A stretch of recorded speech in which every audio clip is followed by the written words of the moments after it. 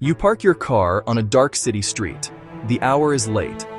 The city lights cast a soft orange glow on the wet pavement. The parking meter blinks a single steady light. It is a quiet, ordinary moment. You pull out your phone. You point the camera at the small, square QR code on the meter's face. A web page opens instantly. The page looks familiar. You enter your card details. A confirmation screen appears. 2 days pass. You didn't get hacked. You got tricked. And it's happening in cities all over the world, every single week. This trick is remarkably simple. It is low-tech. And it is extremely effective. The core of the scam is a physical object, a small, printed sticker. Criminals design and print these stickers to carry their own malicious QR codes. They go out into the city and carefully paste these fake stickers directly over real payment codes. They target public objects that people trust: parking meters, bike share stations, electric scooter docks, restaurant menus, public transit pay points. When someone scans the fake code, their phone isn't sent to the official processor. Instead, their browser opens a fraudulent web page. It's a cloned website made to mimic the real one. The same logos, the same colors, the same layout. It will ask for your payment card details. The victim enters their full card number, the expiry date, the CVV security code. They press pay. The data doesn't go to the city, it goes straight to the attacker. This is called QR jacking, or quishing. Unlike email or text phishing, quishing uses a physical lure in the real world.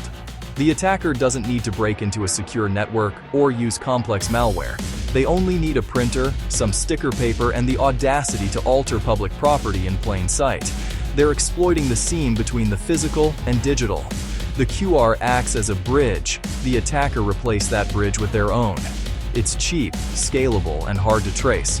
Hundreds of stickers for a few dollars, placed across a wide area in a single night. Fake sites on temporary anonymous domains, hard to shut down quickly. For the attacker, risk is low. Place the sticker and walk away. The theft happens later, electronically, with no physical tieback. The silence of the attack is its most unsettling feature.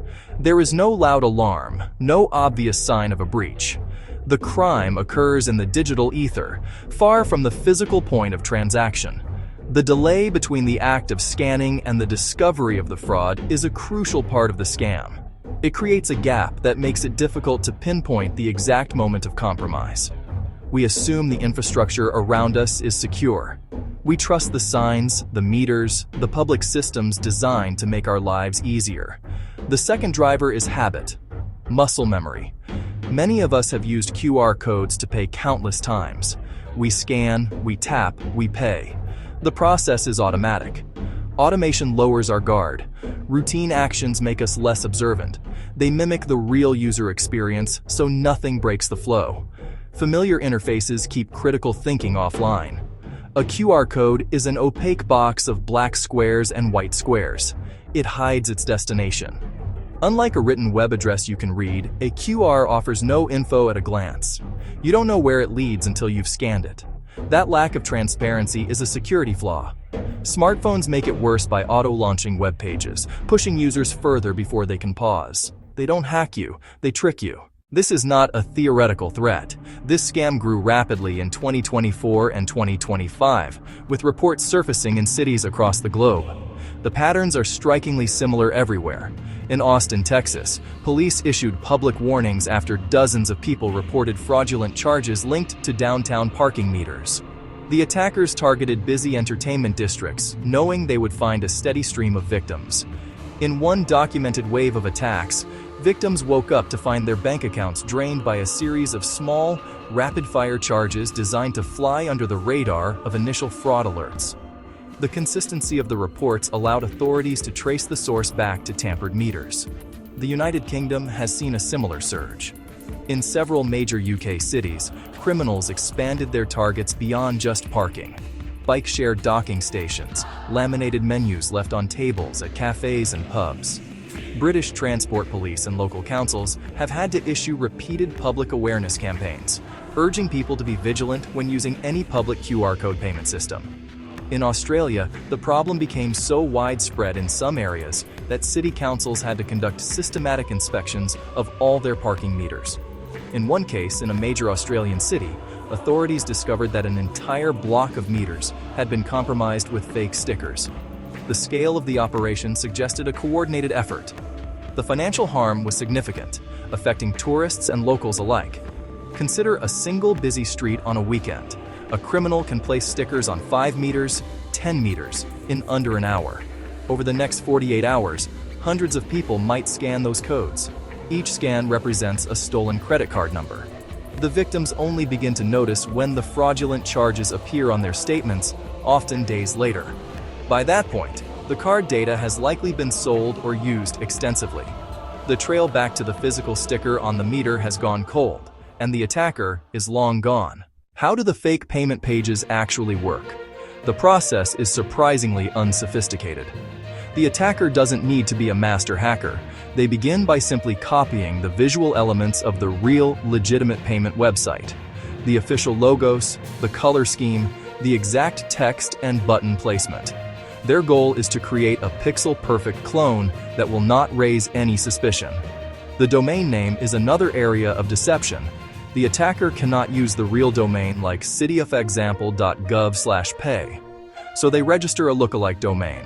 Simple misspelling, cityofexample.com, or complex subdomain, pay.cityparking.servicelogin.net. Mobile browsers often show only part of the URL, hiding these tricks. The attacker bets the user won't inspect the full address. The core of the fake page is the payment form. Legitimate sites encrypt data and send it to certified processors. On the fake site, the form is a data trap. Victim enters credit card number, expiration date, CVV, and clicks submit. No real payment happens. Instead, the site sends raw, unencrypted data to the attacker. Destination could be an email address, or a Google Sheet, or a private database on a cheap server. Some scam kits use automated bots. Forms can forward stolen details to the attacker's private channel on Telegram. Attacker gets an instant notification on their phone. They can use the card immediately before the victim or bank notices. Quishing kits sold on criminal forums include pre-built pages and step-by-step guides, so low-skilled criminals can run them. The victim might see a fake confirmation or an error message, but by then, their financial data is already gone. The threat is real, but you are not powerless. There are simple, immediate steps you can take to protect yourself. These actions require a small shift in habit and a moment of awareness in an otherwise automatic process. First, physically inspect the QR code before you scan it. Look closely. Is it a sticker on top of the meter? Try peeling the edge with your fingernail. Does it feel like cheap paper or vinyl? Legitimate codes are etched or on durable, professionally printed decals. Look for torn edges. Look for a raised surface. Look for poor alignment. If anything seems new or off, do not scan it. Trust your instincts. Second, always check the URL after you scan. Once the page loads, take 1 second to check the address bar. Is it the official city or parking domain? Be suspicious of long, complicated addresses. Beware domain endings like .xyz or .info. Watch for slight misspellings. If the site hides the address bar, be extra cautious. Don't enter personal or financial info until the URL is verified. Third, use a more secure payment method when possible. If the page offers Apple Pay, use it. If it offers Google Pay, use it. These services create a one-time virtual card number for the transaction. Your real card number is not exposed to the merchant or scammer.